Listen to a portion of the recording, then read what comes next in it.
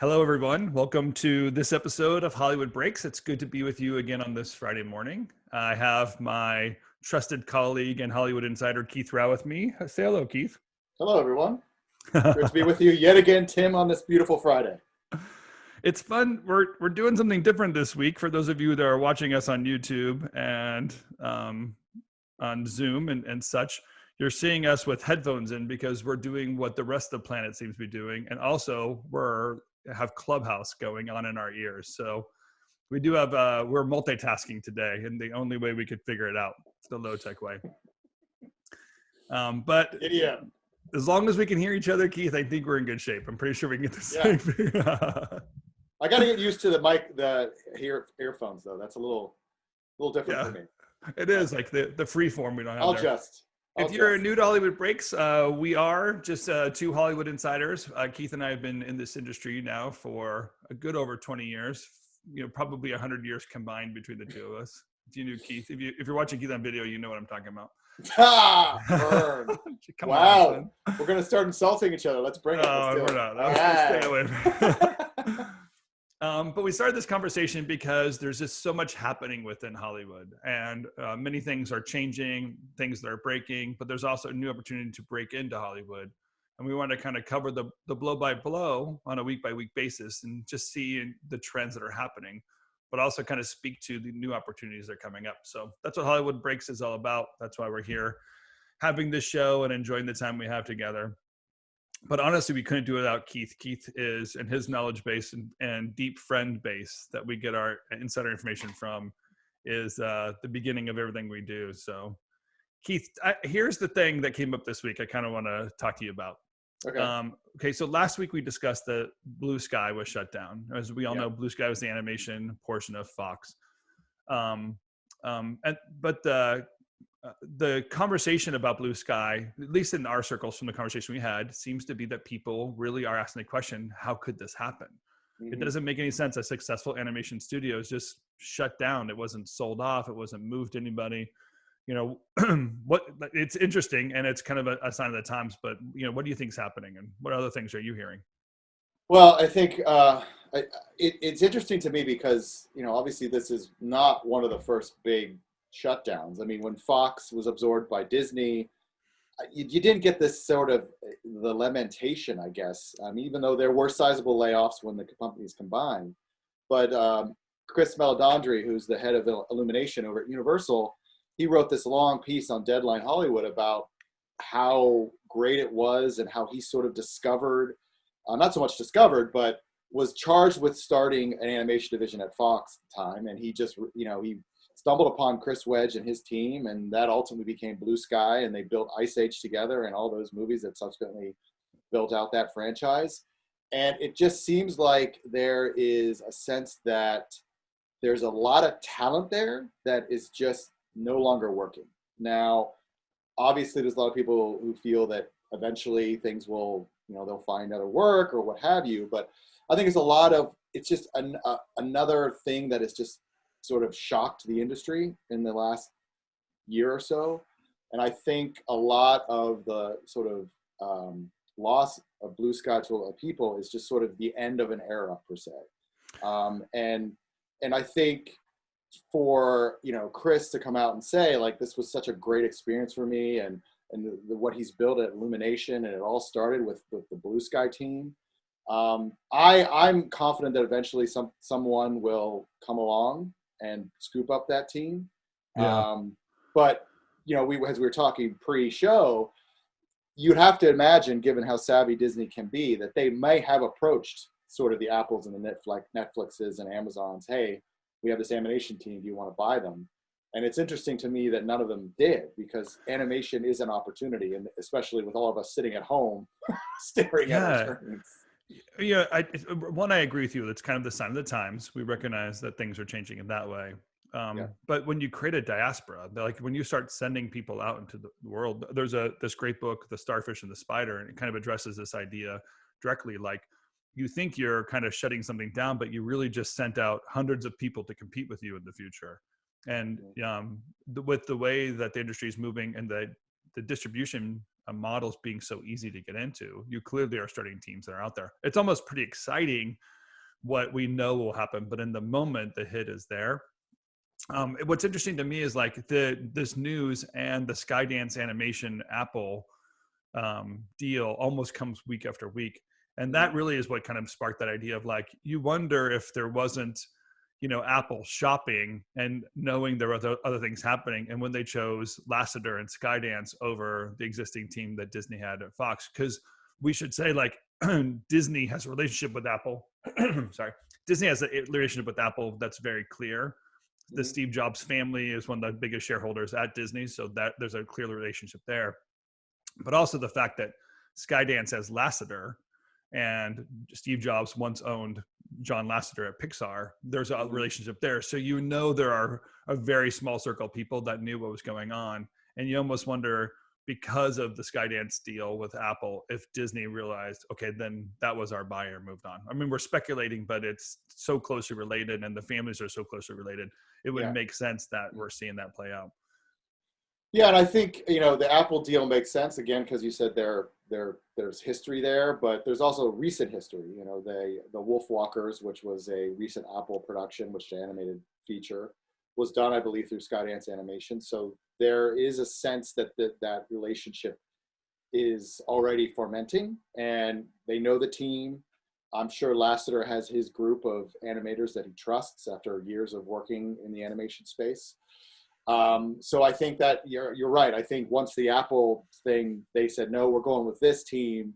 I think that was kind of a sign for Disney that, okay, we don't really have anything for Blue Sky to do. Again, I'm surprised that Amazon and or Netflix didn't step up. I know Netflix is building a huge animation space, I believe, in Culver City. So, there's got to be some opportunity there. So I'm not necessarily convinced that, Blue Sky is sort of in their past. I think a lot of that talent may end up somewhere else. Yeah, sure. And if they don't, you and I should scoop it up. Yeah, exactly. Pull our resources. Let's talk about the pessimism that seems to be growing within the industry, though.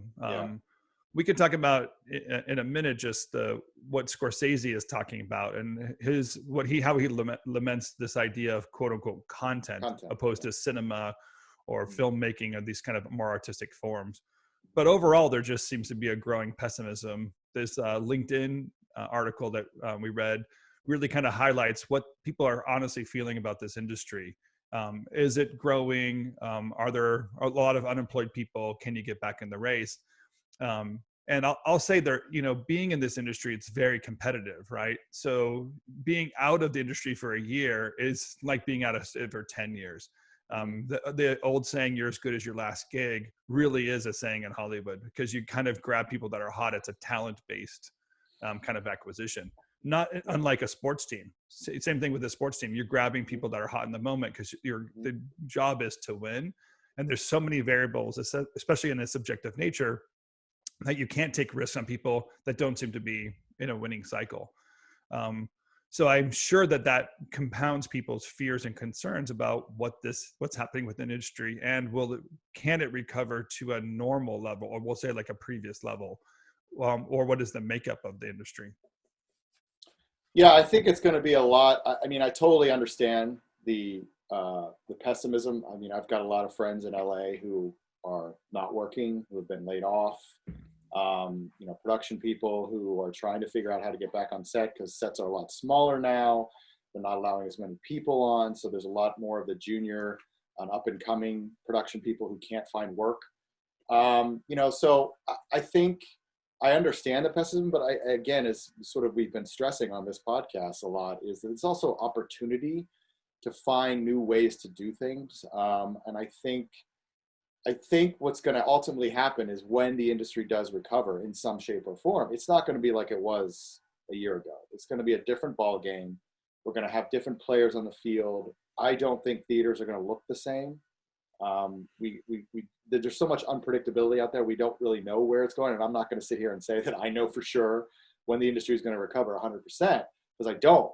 And, I think what really we have to kind of take a step back and look at is, again, the opportunities. I mean, we talked a little bit last week about what happened with Gina Carano, and she was sort of let go by Disney Plus and Lucasfilm, or Disney and Lucasfilm. And then Daily Wire and Ben Shapiro's team came in and swooped her up. Like a year ago, that wouldn't have been even on the table. She would have been probably toast. She would have been done in the industry. But there is a growing sense that there's more opportunity, and that the model that has more or less been in place since the late 50s is basically gone. And now is the time when there is a lot of struggle, but there's also opportunity. There's ways in which the industry can shift. And I think that's important for us to remember, that there are going to be future opportunities right now, even though because of all this sort of breaking down of the traditional way of doing things over the last 40 or 50 years is falling apart. That does mean that there will be opportunities. Yeah, I honestly think when it's so funny to use the word recover, because I don't think what we mean is bounce back to a normal place. I think what you and I are looking at is, hey, the structures have broken and fallen, but the rebuild is the recovery in a way. Yeah. And so you can imagine, like, after the destruction is what's there. Yeah. I'm totally with you. Like the cinematic experience that we all once understood and knew is what's going to evolve and change.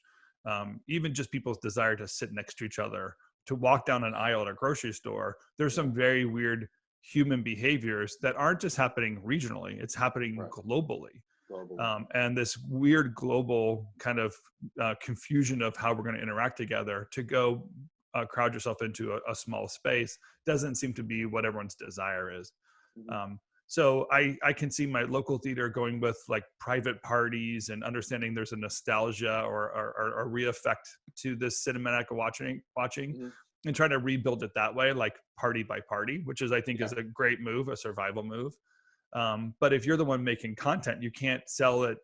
You can't sell movie theaters at 100 people a time in small groups through the theater. You have to find money in a different way.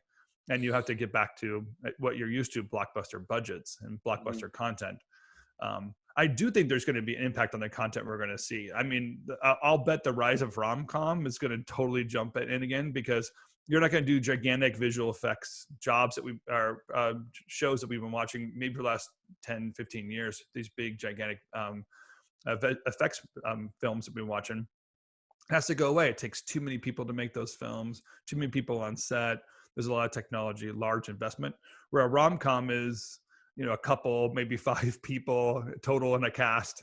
You can keep the shooting small, you can keep the script simple, and you can probably burn this stuff out for, a few dollars. And when you're looking for content to put on a platform, why not go for a smaller, easier kind of lift?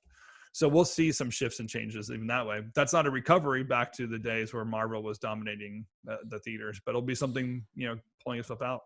Well, it's interesting because you brought up the Scorsese article, and for our listeners and viewers, he wrote a piece in Harper's this past week. It was more about Federico Fellini and sort of how his movies sort of really inspired Scorsese's love of cinema. But there was also a sort of jab at the whole concept of content and how everything has now become content. And like a long form commercial is now content. And he's wishing for the days when, it was cinema. Cinema was a distinctive piece from sort of everything else. And now everything's just content. And contrary to that, a critic at large at National Review, Kyle Smith, wrote a piece basically saying, this is Scorsese longing for the old days. He wants to be 17 again. Those days are gone. We can have a disagreement of terms about how important going to the theaters is and the experience of going to a cinema. The idea that content is sort of a bad word, in Kyle Smith's view, is like, okay, but at the same time, look at all these people that are being exposed to all these great classic movies. You have Turner Classic Movies, Amazon Prime, and Netflix, and all these places where people can find movies that are classics that they wouldn't be able to find. They would have to go find the local independent theater that just happened to be running Godfather for that particular point in time. But is that missing the point? Like, isn't that in a way recognizing that these classics just became content? I mean, they basically become a commodity, like, hey, well, it's on Turner Classic Movies.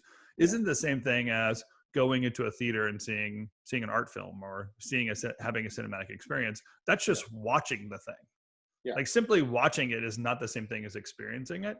Mhm. And you almost wonder if like the content world is almost content word is almost unfair to use, of how often we think of it as just like, oh, something to have, that, speculating again that Disney pushing out Blue Sky is this thought of like, we're just after the content. We basically want the library, and then we're going to move on the talent and the people. I do think it's interesting because Scorsese had the benefit of being part of the blockbuster movement. Like he was part of the small pack of people, the Spielberg, Lucas, Yep. Brian De Palma, Coppola. Scorsese, Coppola, right? This small band of people that started the blockbuster movement. And I guarantee you there was people at that moment lamenting the art film days and saying, no, it's supposed to be a cinematic experience. It's supposed to be something small. It's an intimate thing. You could put a camera in someone's face where you couldn't do that in the theater, the live theater. This is moment. And these guys are doing these gigantic films that there's a somewhat of an evolution that takes place no matter what. I do think this is a bigger move. This is not just artistic expression or evolution. This is a total change of the platform itself, how we understand what we consume, how much we consume it. Right. And when we're looking at things that are measured by the minute, how many minutes did someone watch this? That obviously takes something that was once, someone's art form and turn it into a total commodity. Mm-hmm.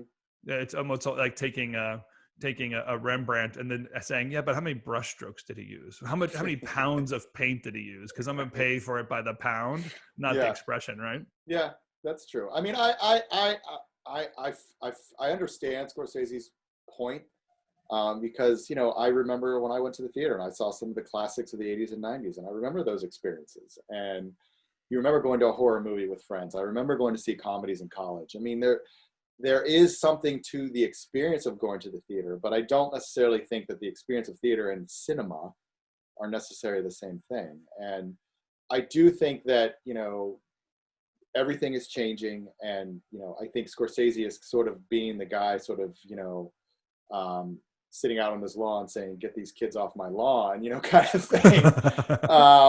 Being the guy who's like, stop this. This is nonsense, so kind of thing. And I get it. I understand it. But at the same time, it's like, it still allows stories to be told. And you brought up rom-coms, which is a great point, because that was something the studios had abandoned. They just gave up. And Netflix just swooped in there and was like, hey, we've got Kissing Booth and all these other Emily in Paris and all these movies that just sort of pop up in TV shows that are sort of focused on that genre.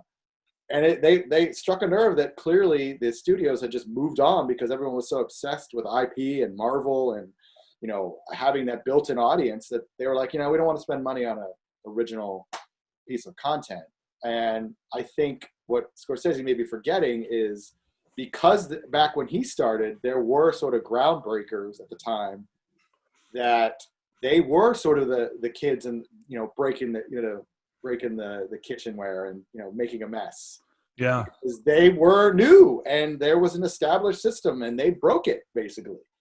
And they rose through that system. And now the same thing is happening with Netflix and there's more opportunity for more people to tell stories. And I think that's really what we should be excited about. Yeah. And honestly, it's and we preach this a lot here. It's just like, you have to think differently about what's actually happening to the industry and recognize, I like to say it's good to ask.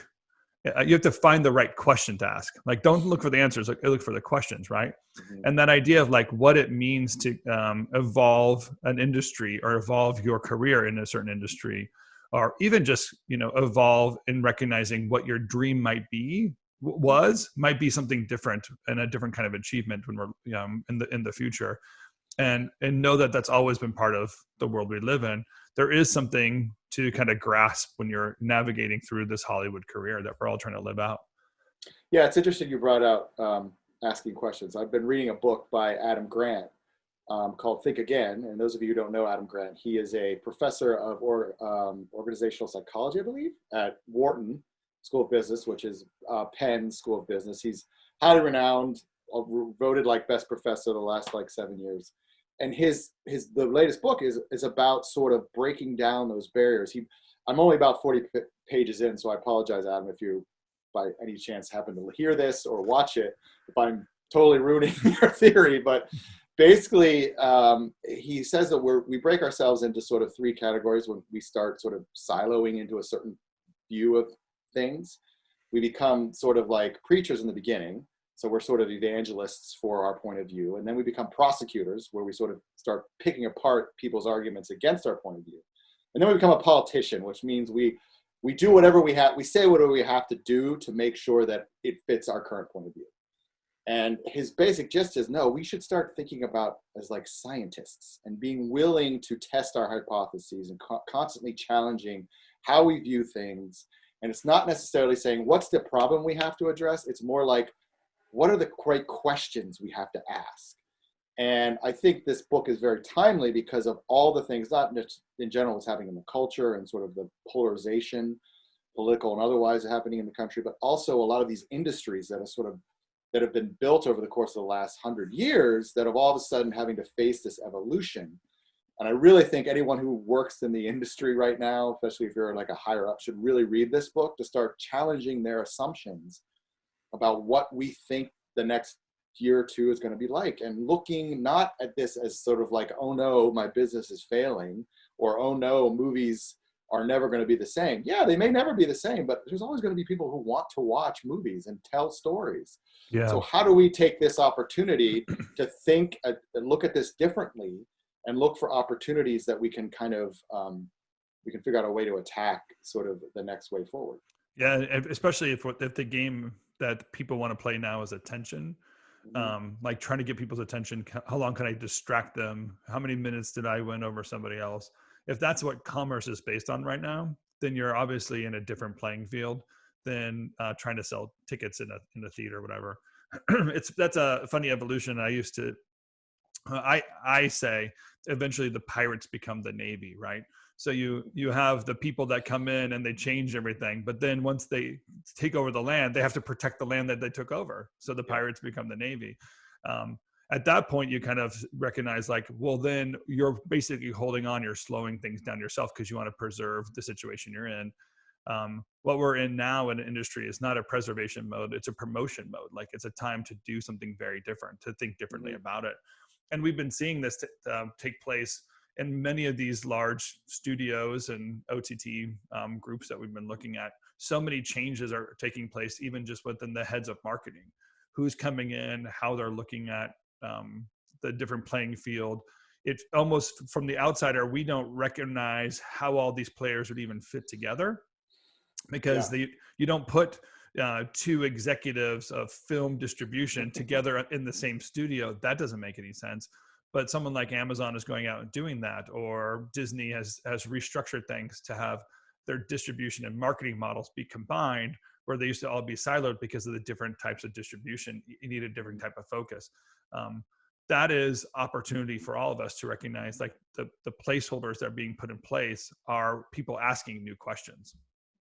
Yeah, I mean, it's interesting because, to reference what you just spoke about, Amazon hired Greg Coleman from Disney to sort of oversee their genre and franchise marketing. The big piece that he's going to oversee is their Lord of the Rings series, which, as many of you may know, they spent a boatload of cash to bring that on board. So it'll be interesting to see how that strikes out. I feel like we need to have Cameron back on to get a sense of what exactly is happening behind the doors at Amazon, because you're right. I mean, to me, from an outsider, not necessarily, in the inner workings of Amazon, you have Greg Coleman, but you also have Christian Davin, who's supposed to be running sort of the marketing for the studio.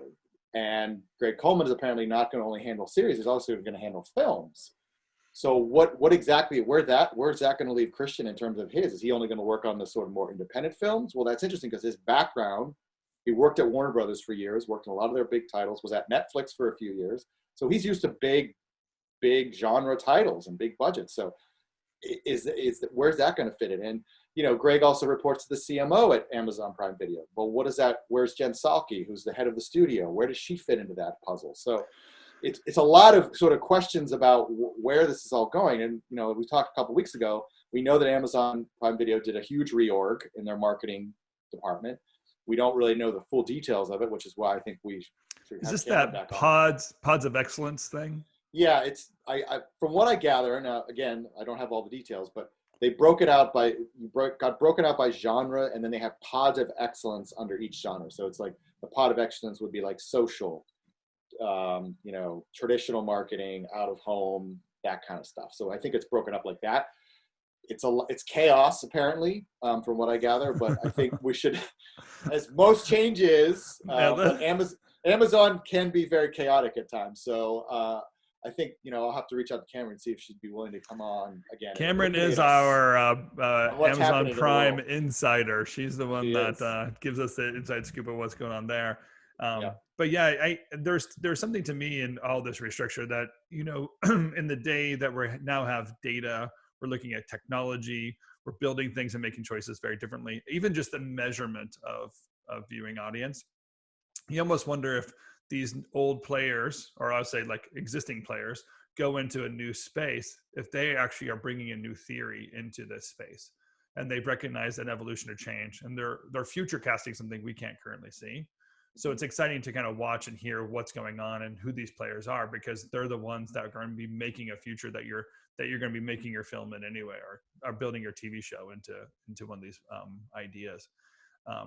But also just to recognize, like, I always think, like, follow the money, right? So when we do show launch, or we teach people the reverse engineering of content, what we want people to recognize is you have to know why you're making the film first, who the audience appeals to, where that fits, and then decide what show to make or what film to make. The what comes later, when you kind of know what the strategy and distribution and ideas are way before. If you're just thinking, I have this great idea of a piece of content and somebody's going to buy it, you're taking a shot in the dark. With the changing landscape, you might be making something that nobody even cares about it anymore.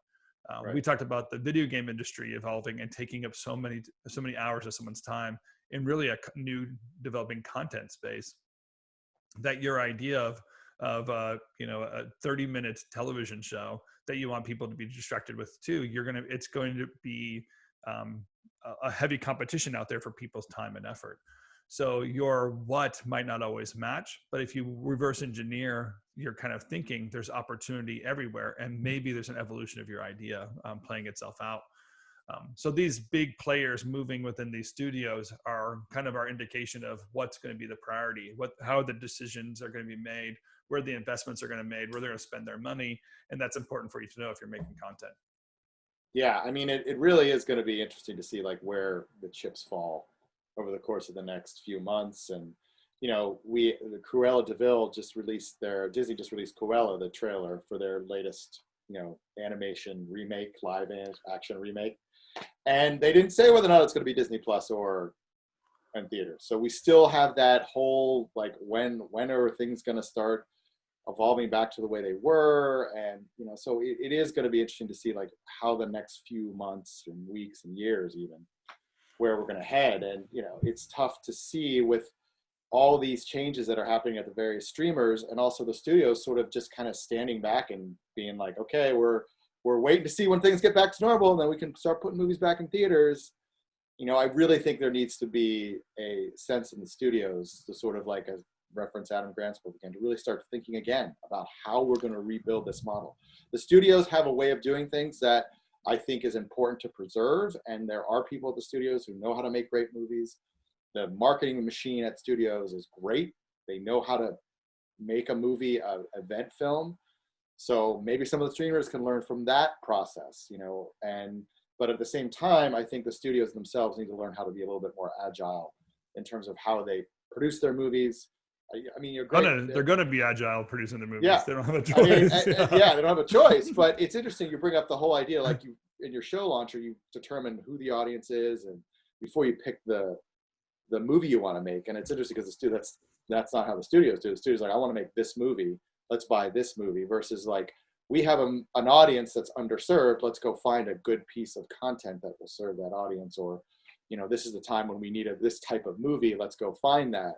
And that's not how the process works. It's basically like the studios get pitched all the time, and they just say, okay, we're going to make that one. We're going to make that one. We're going to make that one. And I think maybe they should start looking at ways that they can tackle the process a little differently, and upend. But it does feel arbitrary. But when when Marvel's pitched as a franchise, they go, okay, franchise works. And then the minute franchise doesn't work anymore, they're going to say, okay, we're not going to make franchise anymore. We're going to make rom-com anymore. Like, like I feel like Hollywood is always a trending moment. It's always like trying to live in pop culture. So it's trying to find the thing that works. By the way, I think Cruella de Vil is just wicked. I think it's just the concept of wicked for Wizard of Oz being played out with a Disney villain. Right, because now she's a sympathetic evil. Yeah, like I'm like, this is a. They stole the idea. It's following in the footpath of Maleficent, which, like, you're never going to get a top name actress like a Emma Stone or a Angelina Jolie if you're just going to have them be a standard villain.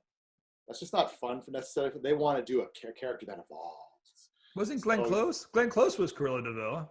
Yeah, but she was Cruella de Vil in 101 Dalmatians, so she was bad. Right. Period. Like, she was just bad. Whereas this is sort of, it's playing on like, oh, Emma, finds her confidence and, then becomes Cruella. And it's similar to, Maleficent, where we always thought Maleficent was just evil. But in Maleficent, they give her more of a backstory. Oh, King Stefan actually he's an a-hole. He's not a nice guy. Yeah.